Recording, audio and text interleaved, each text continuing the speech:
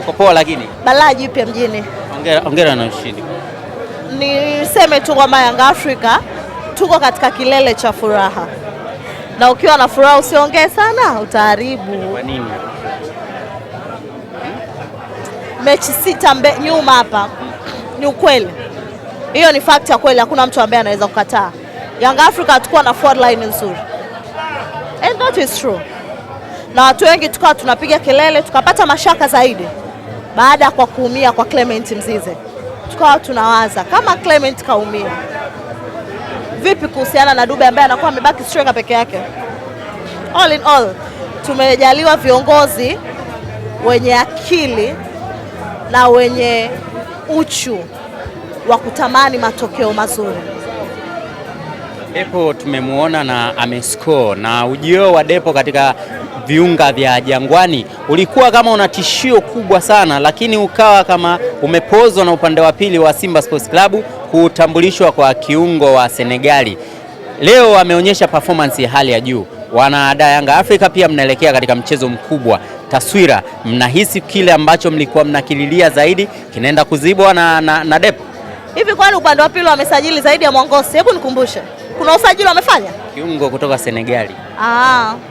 Hatumjui. Na katika timu wanafanyaga usajili wa kupiga kelele ni wao. Lakini sisi Yanga Afrika tunasema ili uwe bora lazima tukutane kwenye nyasi. Ndio ambacho siku zote tunafanya. Na ile timu wanateseka na vitu vingi sana bro. Wanateseka na nini wale?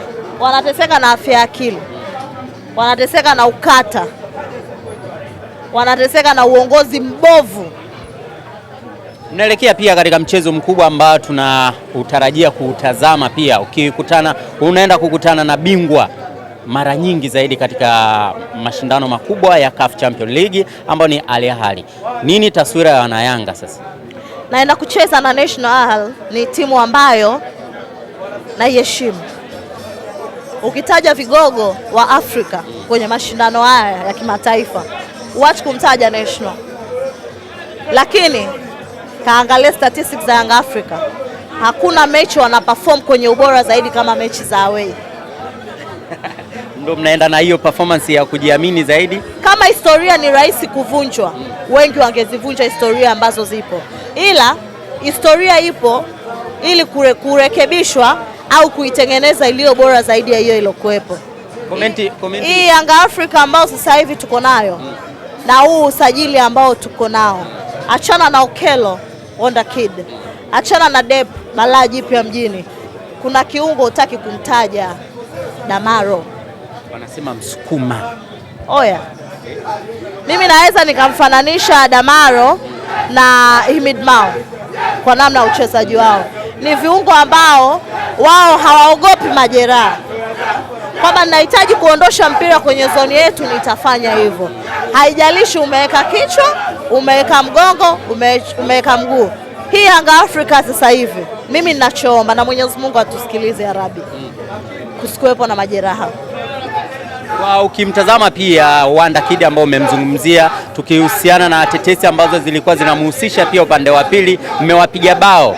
Hii taswira ambayo anaionyesha kwamba ukweli Engineer Hersi amekifanya kitu kikubwa na furaha kwa Yanga Afrika. Wale wanashobo. Hivi kwa maana nyinyi mnaamini kwamba kweli walikuwa wanamtaka Okello? Yaani wale wakishafeli, kiongozi alitoka na akasema sawa, lakini wakishafeli wanataka kujikompea na Young Africa ambao sisi tayari tunaelea yetu huko kwenye ulimwengu wa soka. Na ili wawe kama sisi, wasikubali kuongozwa na watu wazee. Unamaanisha nini wanaongozwa na kina nani? Unajua kuna ile slogan wanakuambia mzee akiwa anazeeka akili inakuwa kama ya mtoto mdogo. Yule star boy wao Nguvu Boy, yeye wenyewe tunapata changamoto. Mkimfuata mzee unasemaje, anakuwa kama mtoto. Hiyo ndo shida. Hakuna kitu kinaumiza kama pale wewe unajali alafu yeye hajali.